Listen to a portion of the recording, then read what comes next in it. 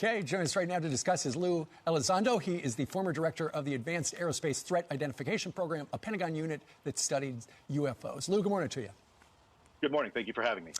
So part of the evidence apparently is going to show UFOs, or some, they're just unidentified objects, breaking the sound barrier without a sonic boom.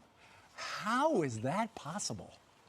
Well, I think that's probably the crux of the problem, that we are seeing these, let's call them vehicles, if you will, that are incurring into controlled U.S. airspace, that are displaying performance characteristics that are frankly well beyond anything that we can either replicate or in some cases really even understand. So when you're talking about that, you're talking about how these things are able to do things that we have no idea how it's possible, given the speed and the altitude and things like that, and the turns and everything like that. I'm sure you've got the top physics experts in the world working on this. Can they come up with any explanation?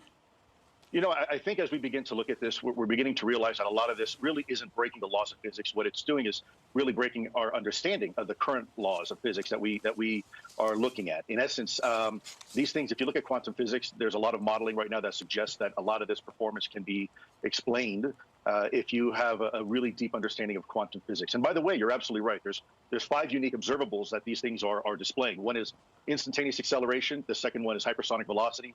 The third one is a bit of an oxymoron, but it's low observability. And then the fourth one is transmedium travel, the ability to operate in different environments.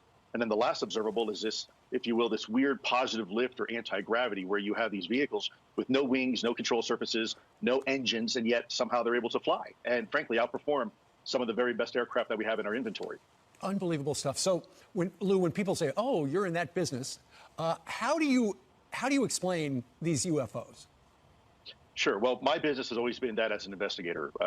I was an intelligence officer for the U.S. government, so my business was just to find the truth, whatever the truth is, whether it's a terrorism investigation or counterespionage.